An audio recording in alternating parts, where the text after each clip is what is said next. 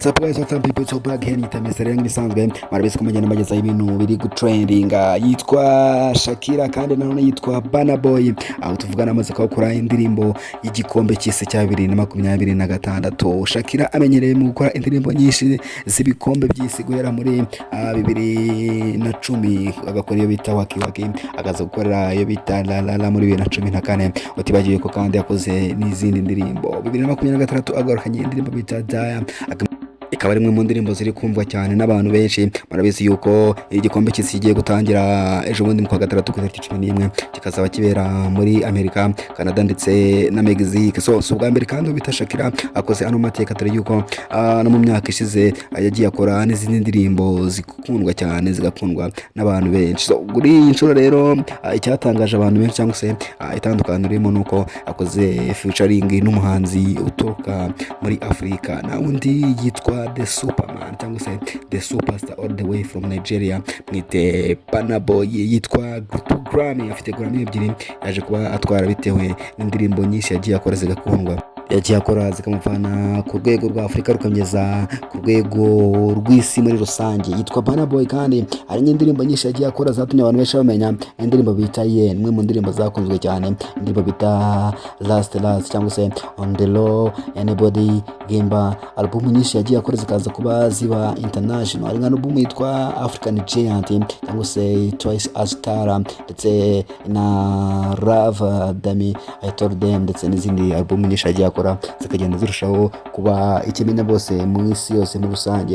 Yakoze ibyo byatumye bimuhesha amahirwe yo kuza kuba atsindira Grammy, aza kuba atwara Grammy ebyiri zatumye zimugira umuhanzi wa mbere w'umunyafrika waje kwegukana Grammy Award abikesheje album ze ndetse n'indirimbo ze yaramaze iminsi akora muri rusange. Tukivuga kandi ku gikombe cy'isi cya 2023, murabizi yuko FIFA ari bwaje gutangaza yuko bwa mbere mu mateka ya FIFA aribwo igikombe cy'isi giye gukinwa n'amakipe menshi, dore yuko kizaba kirimo amakipe agera kuri 48 avuye ku makipe 32, mu gihe kandi amakipe aturuka muri Afrika ari amakipe agera ku 9 cyangwa se 10, dore yuko ubundi ni amakipe 10 ariko bizaterwa nuko hari ikipe imwe muri Afrika izabica muri barrage ikaza kuba ikintu umukino uzayemerera gukina icyo gikombe cy'isi. Ngo bizagenda gute? Ikipe imwe muri Afrika yitwaye neza izabihura n'indi kipe yo kundi mugabane maze bakine umukino maze izabasha gutsinda itibona tike yo kwerekeza mu gikombe cy'isi,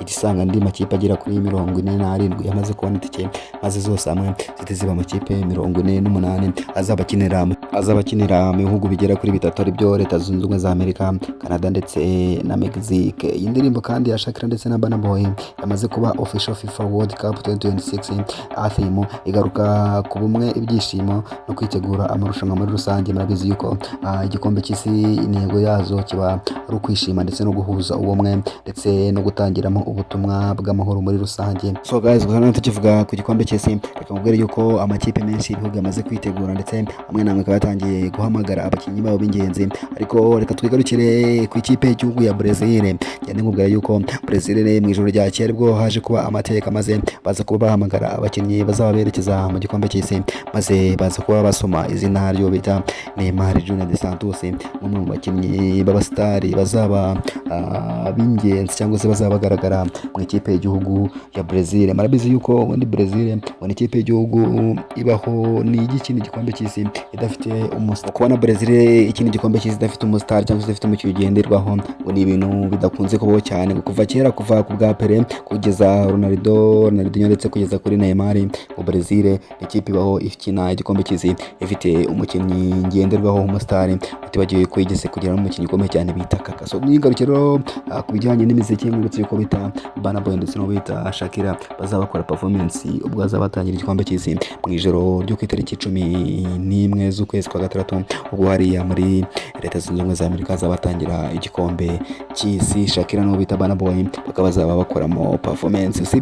So guys, gusa ibyo bita rero Burna Boy cyangwa se ikintu cyamamare gituruka muri Afrika kizaba gikora performance, n'abandi bahanzi b'ibyamamare bo muri Afrika bazabagenda bakora performance zitandukanye mu gikombe cy'isi. Harimo bita Rema, murabizi ko nawe ari umuhanzi ukomeye cyane guturuka muri Nigeria, tutibagiwe bita Wizkid ndetse no bita Diamond Platnumz ndetse n'ibindi byamamare bikomeye cyane mu muziki yo mu isi muri rusange, bizaba bigenda bikora performance zigiye zitandukanye hariya mu gihugu cya Leta Zunze Ubumwe za Amerika, Canada ndetse na Mexique. Igikombe cy'isi kizibuza kuba gitangira ku itariki 11 z'ukwezi kwa gatandatu. Murabyumva yuko habura hafi iminsi mike cyane, maze tukaza kuba twirebera ibirori bya ruhago biza kubera muri biriya bihugu n'abagarukiyeho. Ngewe nyita Mr. Yera nk'ibisanzwe, murabizi magenda mbabwira ibintu bigezweho, ibintu biri update. Nimba turakora subscribe yikore kugira ngo ujye ubasha kubana nanjye umunsi ku munsi.